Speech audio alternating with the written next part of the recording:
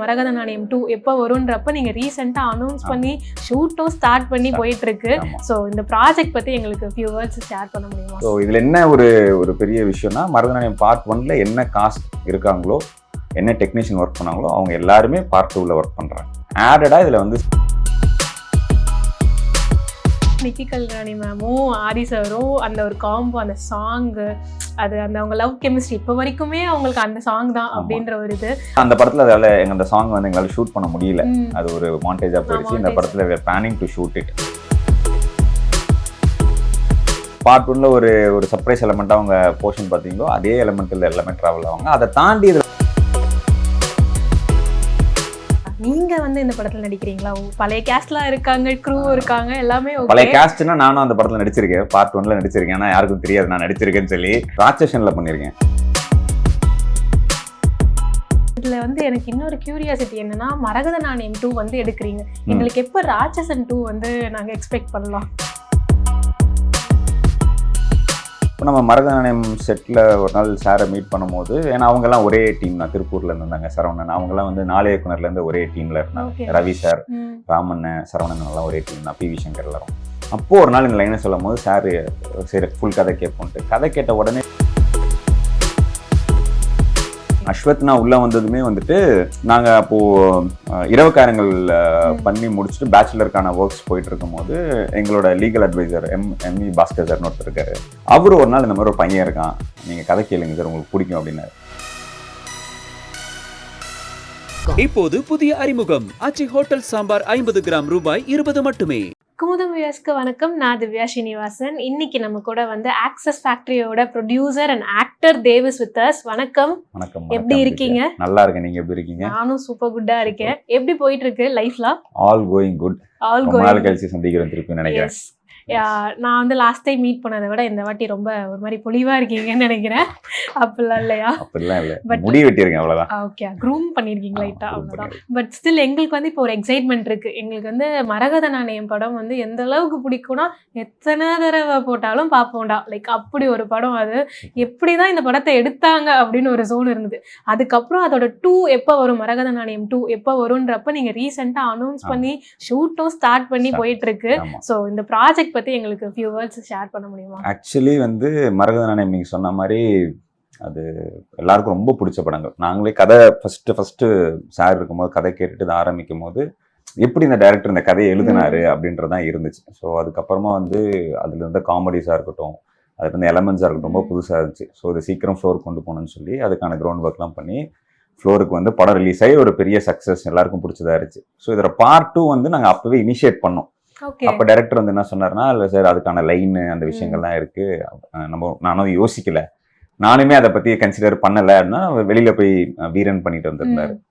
So அப்போ அந்த time வீரன் முடிக்கும் போது அவருக்கு ஒரு லைன் இருக்கு, நம்ம பண்ணலாமான்னு அப்ப சார் இருக்கும் போதே ஆரம்பிச்சு டிஸ்கஸ் பண்ண ஆரம்பிச்சது தான். அதை டெவலப் ஆகி இன்னைக்கு 2026ல ஷூட்டுக்கு போறோம். ஸோ இதுல என்ன ஒரு பெரிய விஷயம்னா, மரகத நாணயம் பார்ட் 1ல என்ன காஸ்ட் இருக்காங்களோ, என்ன டெக்னீஷியன் ஒர்க் பண்ணாங்களோ அவங்க எல்லாருமே பார்ட் 2ல ஒர்க் பண்றாங்க. ஓகே, எல்லாருமே இருக்காங்க. காஸ்டாவும் எல்லாருமே இருக்காங்க, டெக்னீஷியனும் எல்லாமே இருக்காங்க. ஆடடா இதுல வந்து சத்யராஜ் சாரும் பிரியா பவானி சங்கரும் எக்ஸ்ட்ரா காஸ்டா இதுல ஆட் ஆகுறாங்க. ஓகே, இந்த மாதிரி ஒரு கேஸ்ட்ல சத்யராஜ் சார் இணையறாருன்றாலே எனக்கு வந்து எக்ஸைட்மெண்ட் லெவல் வந்து ஆகுது. ஏன்னா அது ஒரு மாதிரி என்ன காம்போனே சொல்ல முடியாம ஒரு காம்போ இருக்கும். அது வந்து ஆடியன்ஸ்க்கு கண்டிப்பா சத்யராஜ் சார் கேரக்டர் வந்து ரொம்ப இன்ட்ரெஸ்டிங்கான ஒரு கேரக்டர் பண்ணியிருக்காரு. அது படம் வரும்போது பாத்தீங்கன்னா உங்களுக்கு இல்லை, நாங்க அதுக்கான விஷயங்கள் அனௌன்ஸ் பண்ணும்போது பாத்தீங்கன்னா உண்மையிலேயே அது ஒரு எக்ஸைட்மெண்டான ஒரு மேட்டர் தான் இருக்கும். மேஜர் ட்விஸ்ட், சர்ப்ரைஸ் எலிமெண்ட் இருக்குன்னு நினைக்கிறேன். இதுல என்ன அப்படின்னா, நிக்கி கல்யாணி மேமும் ஆதி சாரும் அந்த ஒரு காம்போ, அந்த சாங்கு, அது அந்த அவங்க லவ் கெமிஸ்ட்ரி இப்போ வரைக்குமே அவங்களுக்கு அந்த சாங் தான் அப்படின்ற ஒரு இது. அந்த மொமெண்ட்ல தான் அவங்க இந்த செட்ல தான் அவங்களோட அந்த லவ் கெமிஸ்ட்ரி எல்லாம் ஸ்டார்ட் ஆச்சா? அதை பத்தி எனக்கு தெரியல, பட் ஹாப்பி. ஆதினாவும் நிக்கினாவும் இப்படி ஒரு பேரா பாக்குறதுக்கு ரொம்ப ஹாப்பியா இருக்கு. அந்த சாங் அவங்களுக்காகவே பண்ண மாதிரி இப்ப அமைஞ்சிருச்சு. அந்த படத்துல அதால அந்த சாங் வந்து எங்களால ஷூட் பண்ண முடியல. அது ஒரு மாண்டேஜா போயிடுச்சு. இந்த படத்துல we are planning to shoot it.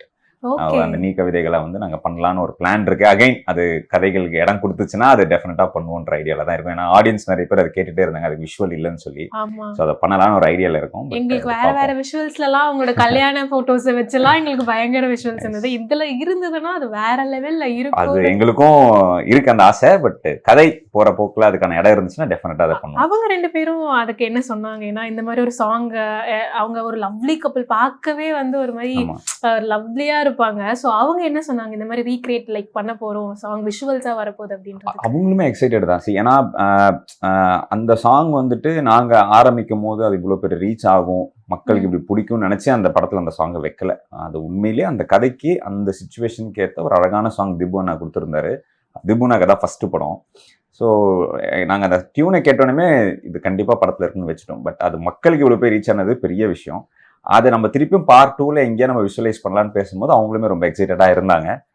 இப்பயுமே அது வந்து கன்ஃபார்ம் பண்ணல டைரக்டர். கண்டிப்பா ஸ்பேஸ் இருந்தா வச்சிடலான்னு இருக்காரு. நாங்களுமே அந்த ஸ்பேஸ் கிடைக்கும் நம்புறோம். அவ்வளவுதான். கண்டிப்பா இந்த படத்துல வந்து ஃபர்ஸ்ட் ஒன்ல வந்து நிறைய விஷயங்கள் இருக்கும். அதுல நிக்கி கல்ராணி மேம் வந்து பேச அவங்களோட ஓன் வாய்ஸ்ல அந்த வந்து வராது. அதுல ஒரு ட்விஸ்ட் இருந்துகிட்டே இருக்கும். இந்த படத்துல இந்த பார்ட் 2ல வந்து அவங்களோட போர்ஷன்ஸ் எப்படி வந்து இருக்கும்? பார்ட் 2ல எப்படி நீங்க பார்ட் 1ல ஒரு சர்ப்ரைஸ் எலமெண்ட் அவங்க போர்ஷன் பாத்தீங்களோ அதே எலமெண்ட்ல எல்லாமே டிராவல் ஆவாங்க. அதை தாண்டி இதுல புது புது எக்ஸைட்மெண்ட், புது விஷயங்கள் இதுல இருக்கு. அது இன்னும் ஆடியன்ஸ் இன்னும் எக்ஸைட் பண்ணும். நிக்கின் மேம்னு இல்ல, ஓவரால் கதையாவே நிறைய எக்ஸைட்மெண்ட்ஸ் இருக்கு. எல்லா கேரக்டர்ஸ்க்குமே ஒரு புது எக்ஸைட்மெண்ட்ஸ் இருக்கு. நீங்க வந்து இந்த படத்துல நடிக்கிறீங்களா? பழைய கேஸ்ட்லாம் இருக்காங்க, க்ரூ இருக்காங்க, எல்லாமே பழைய கேஸ்ட்னா நானும் அந்த படத்துல நடிச்சிருக்கேன். பார்ட் 1ல நடிச்சிருக்கேன். ஆனா யாருக்கும் தெரியாது நான் நடிச்சிருக்கேன்னு சொல்லி. ஒரு சின்ன கேரக்டர் ஒரு 2 சீன் பண்ணிருப்பேன் அதுல. பட் பார்ட் 2 எடுக்கிறதுனால அந்த கேரக்டர் டெவலப் பண்ண முடியல.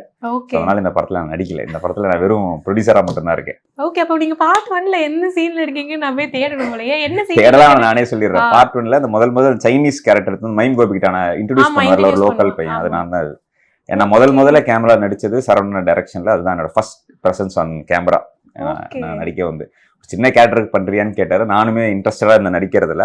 சரி பண்றேன்னு சொல்லி 2 சீன் பண்ணேன். 3 சீன் பண்ணேன். ஒரு சீன் தூக்கிட்டாங்க எடிட்ல. 2 சீன் வந்துச்சு படத்துல. ஓகே, அந்த கண்டிப்பா நீ இப்ப பார்த்தா கூட அதை நான் கண்டே பிடிக்க முடியாது. அதான் யோசிக்கிறேன். எனக்கு அந்த சீன் ரீகலெக்ட் ஆகுது. ஆனா நீங்களா அது அப்படின்னு நான் யோசிச்சிட்டு இருக்கேன். அது நல்லா இருக்கும். அது லோக்கல் பையனா ஒரு லுங்கி கட்டிட்டு ரொம்ப கருப்பா ஒரு மாதிரி இந்த இது ஏரியால இருப்பாங்களா அந்த மாதிரி இருக்க ஒரு கேரக்டர். தன செங்கு அந்த மாதிரி ஒரு நல்லா இருக்கும். நீங்க பாத்தீங்கன்னா கண்டுபிடிக்க முடியாது. ஓகே, நாங்க வந்து இப்ப வந்து கீழே போட்டு காட்டுவோம். நீங்க தான் அது, இவர்தான் அவர் அப்படின்னு வந்து காட்டுங்க. ரொம்ப டிஃபரன்ஸா இருப்பேன். நான் காலேஜ் ஃபர்ஸ்ட் இயரோட செகண்ட் செம் பண்ணும்போது நடிச்சது அது. நான் 2015ல. அப்போ உங்களுக்கு ஆக்டிங் தான் இன்ட்ரெஸ்ட் இருக்கு. கண்டிப்பா நீங்க யோலோ படமும் வந்து பண்ணியிருந்தீங்க. அது ஒரு ஃபன்ஃபில்டான மூவியா இருந்தது. அதுக்கப்புறம் ஃப்ரேம்ல வந்து இந்த மாதிரி ஏதாவது நீங்க ப்ரொடியூஸ் பண்ண படங்கள் இந்த மாதிரி சின்ன ரோல் ஏதாவது பண்ணிருக்கீங்களா? எங்களுக்கே தெரியாம பண்ணிருக்கேன். இந்த கம்பெனில ராட்சசன்ல பண்ணிருக்கேன். ராட்சசன்ல ஒரு சீன் பண்ணிருப்பேன். ஒரு ஸ்கூல் பையனா டியூஷன் சென்டர்ல இருந்து அந்த பொண்ணு, அந்த ட்வின் பொண்ணுல ஒரு பொண்ணை பைக்ல கூட்டு வர ஒரு சீன் பண்ணிருப்பேன். அப்புறம் இரவுக்காரன் பெண்கள்ல மெக்கானிக்கா ஒரு சீன் பண்ணிருப்பேன். அந்த மாதிரி சின்ன சின்ன எனக்கு நடிக்கிறது இன்ட்ரெஸ்ட். பட் அதுக்கான விஷயங்கள் டெவலப் பண்ணிக்கணும்ன்றதுனால நான் வந்து பேக் எண்ட்ல வந்து கத்துக்க ஆரம்பிச்சேன். ஸோ பண்ற படங்கள்ல சின்ன சின்ன கேரக்டர்ஸ் ஏதாவது நமக்கு சூட் ஆகாம இருந்ததுன்னா அந்த மாதிரி பண்ணி தான் டெவலப் பண்ணதுதான். ஓகே, நான் ஒன்னொன்னா போய் தேடணும்னு நினைக்கிறேன். என்ன தேடினாலும் நான் என்ன கண்டே பிடிக்க முடியாது. ஒரு படத்துக்கு ஒரு டிஃபரன்ஸ், அந்த ஏஜ் வளரணும்ல, அந்த டிஃபரன்ஸ் இருக்கும். நான் சொன்னா நீங்க கண்டுபிடிச்சிடலாம். அதுதான் பார்த்தா கண்டுபிடிச்சிரும் நினைக்கிறேன் இதுக்கப்புறம். ஆனா ஒரு ஆசை இருக்கும்ல, ஒரு ஆக்டிங் ஆசை இருக்குன்றப்ப ஓகே நான் இந்த மாதிரி ஒரு கேரக்டர் பண்ணும்பா, எனக்கு இதெல்லாம் பண்ணணும்னு ஆசையா இருக்கும், ஃப்ரேம்ல நானே என்னை இப்படி பார்க்கணும்னு ஆசையா இருக்கும். அந்த மாதிரி என்ன ரோல்ஸ்? எனக்கு ஒரு டவுன் சவுத் ஒரு கிராம அந்த பருத்தி வீரன் மாதிரி பண்ணணும் ரொம்ப நாள் ஆசை.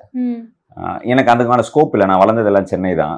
அந்த மாதிரி லுங்கி கட்டிக்கிட்டு ஒரு மாதிரி ஒரு தாடி அந்த முடிய வச்சு பண்ணணும்னு எனக்கு ரொம்ப நாள் ஆசை. பட் அதுக்கான வாய்ப்புகள் வரும்போது டெஃபினட்டா பண்ணணும்ன்றது தான். ஓகே, வளையம்னு ஒரு படம் வந்து அனௌன்ஸ் பண்ணியிருந்தீங்க. விஜய் சேதுபதி சார் தான் வந்து இது லான்ச் பண்ணியிருந்தாங்க ஐஸ்வர்யா மேம் கூட. அதுல ஒரு மாதிரி பியர்ட் லுக்ல தான் இருந்தீங்க. அது மூவி லுக்கா இல்ல வந்து? இல்ல, அது மூவியோட லுக் தான். அது வந்து it's a crime thriller film. So அதுல ஒரு இன்ட்ரெஸ்டிங்கான கேரக்டர் த்ரூ அவுட்டா ப்ளே பண்ணியிருக்கேன். அது நல்லா வந்திருக்கு. கூடிய சீக்கிரம் இந்த M&M ரிலீஸ்க்கு முன்னாடி அந்த படத்தை ரிலீஸ் பண்ணிடுவோம். ஓகே, அந்த எக்ஸ்பீரியன்ஸ் எப்படி இருக்குன்னா ஃபுல் ஃபிளெஜ்டா ஒரு ஐஸ்வர்யா மேம் கூட அவங்க ஒரு எக்ஸ்பீரியன்ஸ்டு ஆர்டிஸ்ட் கூட நடிக்கும் போது விஜய் சேதுபதி சார் தான் வந்து லான்ச் பண்ணாங்க. ஸோ அந்த பாண்ட் எப்படி, அந்த விஷயங்கள் ஆக்சுவலி ரொம்ப இன்ட்ரெஸ்டிங்கான கதை தான் அதுவும். அதுவுமே ஒரு டைரக்டர் வந்து இங்கே சார்கிட்ட வந்துட்டு டில்போ செட் அந்த கதையை நரேட் பண்ணி முடிச்சதுக்கப்புறம் நான் ஈப்பியாக தான் ஒர்க் பண்ணிட்டேன் கல்வன் எல்லா படங்களும். அப்போ அந்த கதையை கொடுத்து என்கிட்ட படிக்க சொன்னார். நான் கதை படிச்சுட்டு எப்போவுமே ஒரு கதை படிக்கிறேன், இதை நம்ம பண்ணுறோன்னு ஆயிடுச்சுன்னா அதில் ஏதாவது ஒரு கேரக்டர் நம்ம ஏஜ் கேட்டகரி க்ரைட்டீரியாவுக்கு வராமல் இருந்துச்சுன்னா இதை நான் பண்ணட்டுமா அப்படின்னு சார்ட்ட கேட்பேன். அவர் என்ன சொல்லுவார்னா, நீ டேரக்டர்கிட்ட போய் கேளு, அவர் ஆடிஷன் பண்ணி பார்க்கட்டும், அவருக்கு ஓகேனா ஓகே தான். பட் நான் வந்து அவர் என்றைக்குமே போயிட்டு இவனுக்கு இந்த கேரக்டர் கொடுங்க, இவனை வச்சு ஏதாவது ஒரு சீன் எழுதுங்க, இது பண்ணுங்க அவர் சொல்லவே மாட்டார். உனக்கு திறமை இருக்கு, உனக்கு நீ போய் கேளு, அந்த ஆப்பர்ச்சுனிட்டி கிடைச்சா பண்ணுன்னு தான் சொல்லுவார். அப்படி அந்த கதையை படிச்சுட்டு அதில் ஒரு கேரக்டர் நான் கேட்டேன், இதை நான் பண்ணட்டுமா அப்படின்னு கேட்டேன். அவர் என்ன சொன்னார், டேரக்டரோட கால் தான்ப்பா, நீ அவர்கிட்ட கேளு அப்படின்னா. அப்போ நான் டேரக்டர் மனோபாரதி கிட்ட போய் மீட் பண்ணீங்க தான், பக்கத்து ரூம்ல தான் இருப்பார். அப்போ இந்த மாதிரி கதை படிச்சா ரொம்ப இன்ட்ரெஸ்டிங்காக இருக்கு, இந்த கேரக்டர் வந்து யார் பண்றதா நீங்க மைண்ட்ல வச்சிருக்கீங்க அப்படின்னு அவர்கிட்ட கேட்குமா. அவர் இந்த மாதிரி ஒரு ஏஜ் கேட்டகரியில் யாராவது பண்ணா நல்லா இருக்கும் அப்படின்னா. நான் சொன்னேன், நான் வேணா ஆடிஷன் பண்ணி கொடுக்கட்டுமா உங்களுக்கு, நீங்க பாருங்க, உங்களுக்கு சாட்டிஸ்ஃபைடா இருந்தா வேணா நீங்க சார்கிட்ட பேசுங்க அப்படின்னு நான் சொன்னேன். அப்போ அவர் யோசிச்சார், ஃபர்ஸ்ட் தயங்கினார். அவர் என்ன சொன்னார்னா, இல்லை நீங்க சிங்கிள் லீடா இந்த மாதிரி பண்ணுங்க, ஏன் டார்க்ல வரீங்க அப்படின்னு கேட்டாரு. நான் சொன்னேன், அதெல்லாம் நம்மளுக்கு ஒரு கேரக்டர் ரொம்ப இன்ட்ரெஸ்டிங்கா இது பண்ணணும்னு தான் ஆசை அப்படின்னேன். அப்புறம் அதுக்கு ஆடிஷன் பண்ணோம், லுக் டெஸ்ட் பண்ணி பார்த்தோம், ஒரு மாதிரி செட் ஆச்சு. அதுக்கப்புறம் அதுக்கான விஷயங்கள் ப்ராக்டிஸ் பண்ணி அப்படியே ஆனது வந்துட்டோம். அதுலயுமே வந்து ஒரு டிஃப்ரெண்ட் லுக்ல தான் இருக்கு. அதுவே நீங்க கேரக்டராகவே டிஃப்ரெண்டா இருக்கும். அண்ட் அந்த படத்துல என்னன்னா, எனக்கும் ஐஸ்வர்யா ராஜேஷ் மேமுக்கு எந்த ஒரு சீன்ஸுமே இல்லை, சேர்ந்து இல்லை, ரெண்டு பேருமே வேற வேற போர்ஷன் தான் நடிச்சிருந்தோம். பட் கதையா பார்க்கும்போது உங்களுக்கு ஒரு இன்ட்ரெஸ்டிங் ஃபேக்டர் இருக்கும். அதில் காம்பினேஷன்ஸா இல்லை, நான் தனியா நடிச்சிருப்பேன், அவங்க போர்ஷன்ஸ் எல்லாம் தனியா இருந்துச்சு. But it's an interesting film. அது வரும்போது ஒரு அப்டேட்ஸ் வரும்போது நீங்க பாத்தீங்கன்னா புரியும். கண்டிப்பா. இதுல வந்து எனக்கு இன்னொரு கியூரியாசிட்டி என்னன்னா, மரகத நாணயம் 2 வந்து எடுக்கிறீங்க, எங்களுக்கு எப்ப ராட்சசன் 2 வந்து நாங்க எக்ஸ்பெக்ட் பண்ணலாம்? எங்களுக்கும் ஆசை தான் பண்ணணும்னு சொல்லிட்டு டைரக்டர் அவரோட அடுத்த படம் 2 வானம் விஷ்ணு சாரோட பண்ணி முடிச்சிருக்காரு. அதுக்கூட ஒர்க்ஸ் போயிட்டு இருக்கு. அவர் அது முடிச்சு ரிலீஸ்க்கு அப்புறமா திருப்பி அவர்கிட்ட இனிஷியேட் நான் அடிக்கடி பேசும்போது இனிஷியேட் பண்ணுவோம். அவர் என்ன சொல்றேன் அப்படின்னு சொல்லுவார். ஏன்னா அவர் எப்பவுமே 1 at a time தான் பண்ணுவார். So he does 1 project at a time. அதை முடிச்சதுக்கு அப்புறம் தான் he goes to other script. ஏன்னா அப்போ ராட்சஸ்க்கு அப்புறம் அவர் அடுத்து பண்ண 2 வானம் தான். அதுக்கப்புறமா தான் அவர் ஸ்கிரிப்டிங் அதெல்லாம் அவரோட ப்ராசஸ் ஸ்டைல் அதுதான். அப்படிதான். ஏன்னா எது பண்ணாலும் ரொம்ப கரெக்டாக பண்ணணும், ரிசர்ச் பண்ணி பண்ணணுன்றது. 2 பண்ணணும் எங்களுக்கும் ஆசை. டெஃபினட்டா அது நடக்கணும்னு நம்புறேன். அது ராமண்ண மனசு வச்சாரா நடக்கும். நாங்களுமே ரெடி தான். எனி டைம் அவர் வந்து 2 பண்ணலாம்னு சொன்னார்னா we are ready to do ராட்சசன் 2. நீங்க ராட்சசன் வந்து இந்த அளவுக்கு ஒரு ஹிட்டான ஒரு film, இப்போ வரைக்குமே தமிழ் சினிமால ஒரு அந்த சைக்கோ த்ரில்லர் மூவிஸை இப்படி ஒரு விஷயம் வந்து பண்ண முடியுமா அப்படின்னு எந்த ஒரு ரெஃபரன்ஸ் மூவின்னு எடுப்பாங்கல்ல, அப்படின்னா இந்த ராட்சசன் தான் இப்போ வரைக்குமே பேசிட்டே இருக்கும். அந்த டைம்ல நீங்க யோசிச்சு பாத்தீங்களா, ஓகே இது வந்து தமிழ் சினிமாவோட ஒரு மைல் ஸ்டோனா மாறும் அப்படின்னு? டு பி ஃப்ராங்க் அப்பெல்லாம் யோசிக்கல. அகைன் அந்த கதைக்குமே நிறைய ப்ரொடியூசர்ஸ்ட்ட போச்சு, நிறைய ஹீரோஸ்ட்ட போச்சு. அகைன் அவருக்கு எதுவும் கரெக்டாக அமையல. அந்த கதைகள் அந்த விஷயங்கள் எல்லாருக்குமே அந்த பெனிஃபிட் ஆஃப் டவுட் இருந்துருச்சு. இப்போ நம்ம மரகத நாணயம் செட்டில் ஒரு நாள் சாரை மீட் பண்ணும்போது, ஏன்னா அவங்கெல்லாம் ஒரே டீம் தான், திருப்பூர்ல இருந்தாங்க. சரவணன் அவங்கெல்லாம் வந்து 4 இயக்குனர்லேருந்து ஒரே டீம்ல இருந்தாங்க. ரவி சார், ராமண்ணன், சரவணன் எல்லாம் ஒரே டீம் தான், PV சங்கர் எல்லாரும். அப்போ ஒரு நாள் இந்த லைனை சொல்லும் போது சார் சரி ஃபுல் கதை கேட்போன்ட்டு கதை கேட்ட உடனே சைன் பண்ணிட்டார். சைன் பண்ணி M&M 2 ஷூட் முடிச்சோடனே அந்த படம் ஃப்ளோர்ஸ் போயிட்டோம். சார் முழுக்க பண்ணது எனக்கு இந்த கதை பிடிச்சிருக்கு, இது ரொம்ப இன்ட்ரெஸ்டிங்காக இருக்குது, இதை டெஃபினட்டாக இந்த கதைக்கு என்ன தேவையோ அதை நம்ம பண்ணோம்னா இது ஒரு விஷயம் மக்களுக்கு பிடிக்கும் நம்பி தான் பண்ணோம். பட் இவ்வளோ பெரிய ஹிட் ஆகும், இப்படி ரீச் ஆகும், பேன் இண்டியா ரீச் ஆகும் நினச்சி அதை பண்ணலை. அது நாங்கள் கொடுத்த நம்பிக்கை அந்த கதை மேலே. அவர் டைரக்டர் அவரோட ஃபுல் 100% கொடுத்தாரு. அது ஆடியன்ஸை போய் சேர்ந்தது தான். பட் ரொம்ப ஹாப்பி. ஒரு ப்ரொடியூசருக்கு வந்து பணம் சம்பாதிக்கிறத தாண்டி அவங்க செஞ்ச ஒரு படம் வந்து இன்னி வரைக்கும் நிலைச்சு நிக்கிறது ராட்சசன் சொன்னா எல்லாருக்குமே தெரியுது. அதை பண்ணவர் பேர் தெரியலன்னா இல்லைன்னா கூட பிரச்சனை இல்லை, இந்த கம்பெனி இந்த படம் பண்ணியிருக்காங்கன்னு தெரியறதே பெரிய விஷயம். அது எப்பவுமே ஒரு பெரிய அவார்டுக்கு தான் ஈக்குவல். அது அது ஒரு பிராண்டிங்னு சொல்லுவாங்களே, அந்த விஷயம் ரொம்ப சந்தோஷம். இப்பவுமே ஆக்சஸ் ஃபிலிம் ஃபேக்டரின்னு சொன்னா டக்குன்னு வந்து ராட்சசனை தான் வந்து சொல்லுவாங்க. பட் ஸ்டில் வந்து எனக்கு என்னன்னா, ஒரு மாதிரி கதைகள் எல்லாமே நீங்க ஓமை கடவுளே வந்து அஸ்வத் மாரிமுத்து வந்து டெபியூ. ஸோ அந்த படமும் ஒரு டிஃப்ரெண்ட் ஜான்ரா பண்ணா, எல்லா படங்களுமே வந்து ஒண்ணு மாதிரி ஒண்ணு இல்லவே இல்லை. ஸோ டிஃப்ரெண்டா எப்படிங்க கதையை சூஸ் பண்றீங்க? லைக் அந்த மாதிரி என்னன்னா, நம்ம ஒரு கதை கேட்டு அந்த கதையை உடனே அந்த கதையை போடணுன்றது இல்லை. சார் எப்பவுமே என்ன பண்ணுவார்னா, யார் இங்கே ஆஃபீஸ்க்கு வந்தாலும், இப்போ கூட ஒரு கதை பக்கத்து ரூமில் கேட்டுட்டு இருக்காங்க, யார் கதை சொல்லணும் ஆஃபீஸ்க்கு வந்தாலும் யார்ட்டையுமே வந்து நான் கதை கேட்க மாட்டேன், நான் பிஸியாக இருக்கேன்னு சொன்னதே கிடையாது. இன்னைக்கு கேட்க முடியலன்னா கூட அவர் ஒரு டைம் ஃபிக்ஸ் பண்ணி எல்லா கதைகளுமே கேட்பார். படம் பண்ண டைரக்டர்ஸ் இருந்தாலும் சரி, புது டைரக்டர்ஸ் இருந்தாலும் சரி, இப்போ தான் காலேஜ் முடிச்சு கதை எழுதுறதாலும் சரி, எல்லார்ட்டையுமே கதை கேட்பார். ஏன்னா யார்கிட்ட என்ன டேலண்ட் நம்மளுக்கு தெரியாது. ஸோ நம்ம அது கேட்டு அதில் ஒரு கதை வந்து நமக்கு கேட்டதில் இது ஒரு தனி யூனிக். நம்ம எப்படி ஒரு நடிக்கிறதுக்கு ஒரு கேரக்டர் சூஸ் பண்றோமோ அந்த மாதிரி இது யூனிக்கா இருக்கு, இதை பண்ணலாம் அப்படின்னு பண்றது தான். அஸ்வத் நான் உள்ள வந்ததுமே வந்துட்டு நாங்க அப்போ இரவுக்காரங்கள் பண்ணி முடிச்சுட்டு பேச்சுலருக்கான ஒர்க்ஸ் போயிட்டு இருக்கும்போது எங்களோட லீகல் அட்வைசர் எம்இ பாஸ்கர் சார்னு ஒருத்தர் இருக்காரு.